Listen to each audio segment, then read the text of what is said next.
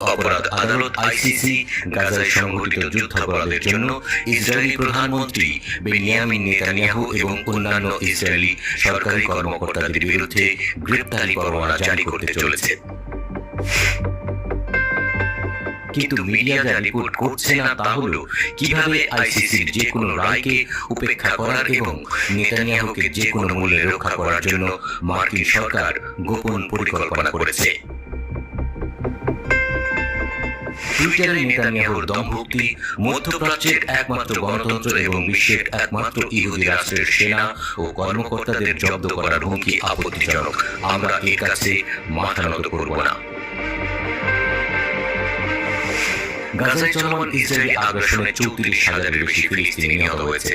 2002 সালে গঠিত আইসিসির লক্ষ্য বিশ্বব্যাপী ন্যায় বিচার, আন্তর্জাতিক আইন এবং মানবাধিকারের উন্নতি করা। 2012 সালে জাতিসংঘ